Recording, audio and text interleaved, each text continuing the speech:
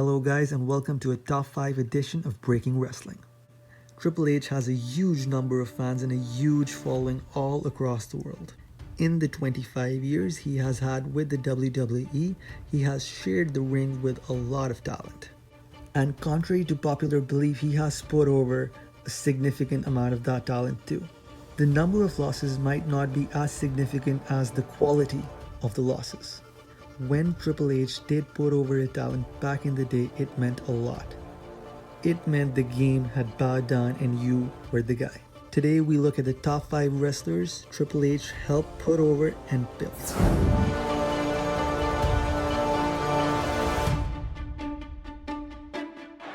a 14-time world champion, Rousey puts it left. Put your hands up. Right into the corner. Get your hands up, boss. Rousey unloading on Triple H. A vicious assault by Rousey. The game is down. The game is down. No, she's not. Oh my God! You gotta be kidding me. Triple H on Rousey's shoulders. Stephanie saving her husband. Oh no!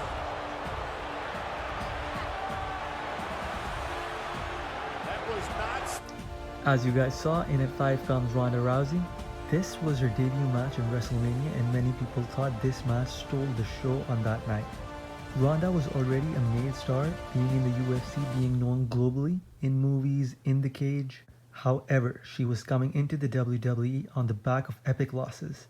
People like the coach said on the media that Ronda Rousey isn't basically fit for WWE because WWE doesn't take broken goods. So when Ronda showed up at the Rumble and pointed the sign, everybody started questioning what will her role be at the biggest night of the year. As we came to know, it was going to be a mixed tag match, Trips and Steph versus Ronda and Kurt Angle.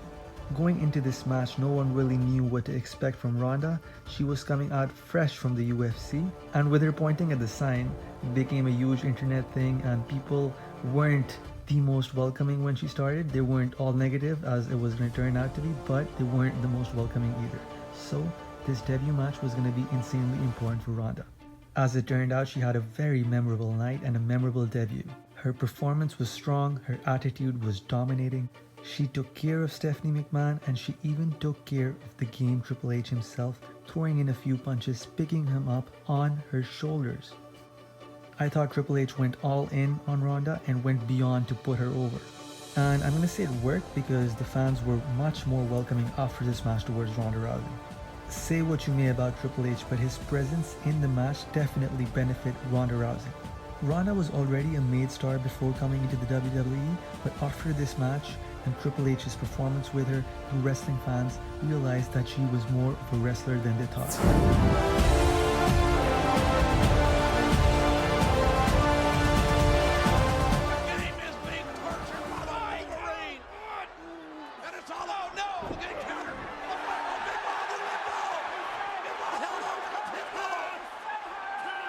Torturing the champion with the crossface. Oh, Triple H, tap out.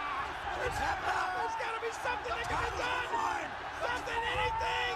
The title's on the line. Benoit ripping and tapping. Oh, no. It's over. No. The winner of this round and new world heavyweight champion. In at number 4 comes the Rabbit Wolverine, Chris Benoit. This guy was an absolute machine in the ring and probably the best wrestler of his time.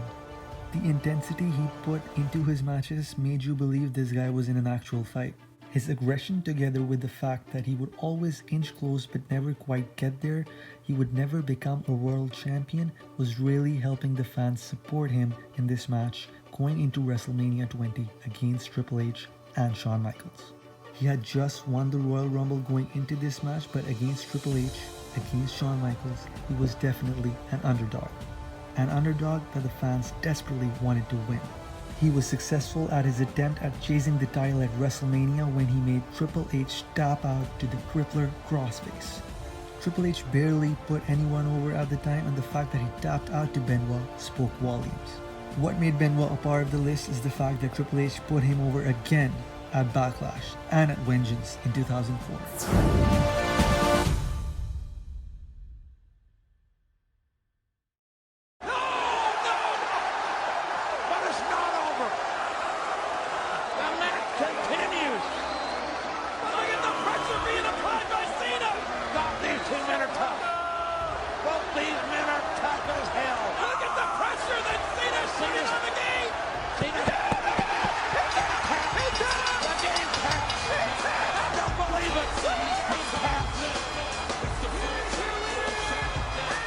Although Triple H mostly does the honors at WrestleMania, sometimes it works really well, other times it really doesn't work well, like in the case of Seth Rollins and Roman Reigns. However, in this case, it worked beautifully. Triple H was challenging John Cena at WrestleMania 22 for the WWE Championship. He had already lost at WrestleMania 20 to Benoit, WrestleMania 21 to Batista. Would he lose 3 times in a row? Yes, he would. John Cena, in fact, would make him tap out to the STF. John Cena will cherish this win against Triple H because making Triple H tap out solidified Cena as a main event player in the company.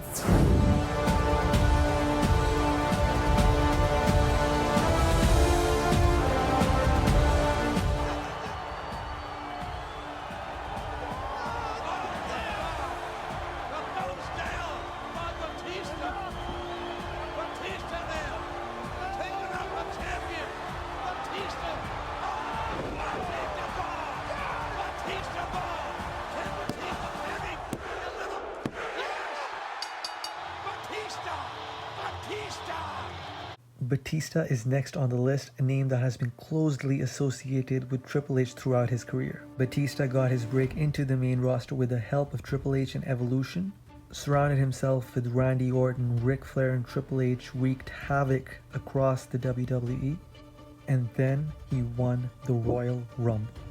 In a very iconic moment, he gave a thumbs down to Triple H and decided to challenge him at WrestleMania 21.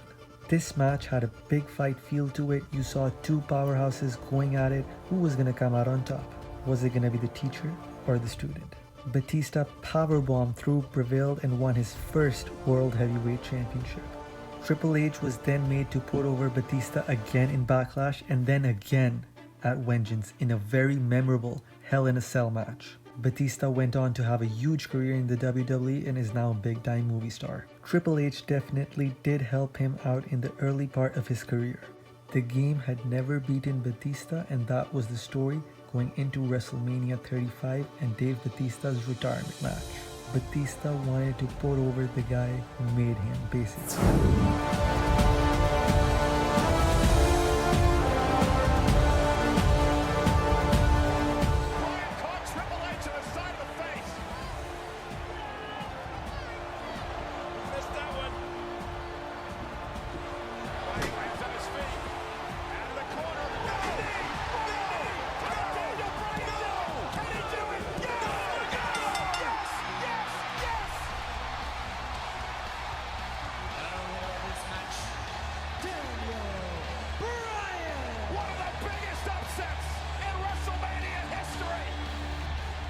And for number 1, there can only be one. What a storyline Triple H and Daniel Bryan had. It was a story starting at SummerSlam when Triple H turned heel, gave Bryan the pedigree, and Randy Orton picked up the win with the Money in the Bank briefcase. The thing of that night was the fact that Daniel Bryan had just beaten John Cena clean in the middle of the ring in an epic match. The Money in the Bank briefcase then came into play and Randy Orton swept away with the title. Having said that, D. Bryan beating John Cena showed us that the company did believe in Daniel Bryan. However, his moment for the WWE Championship was gonna have to wait all the way to WrestleMania in April. Daniel Bryan was getting screwed and screwed and screwed by the Authority, and even his moment at WrestleMania was taken away from him when Batista came in and won the Royal Rumble. Everyone on Earth and the Moon wanted Daniel Bryan to win the Royal Rumble that night, but Batista won to a plethora of boos. Blue-tista, Blue-tista, Blue-tista. And then all the WWE fans decide to revolt, support Daniel Bryan, and push him all the way into WrestleMania 30's main event. After the whole Occupy Raw moment, Daniel Bryan was put into WrestleMania 30's main event on the condition that he could beat Triple H.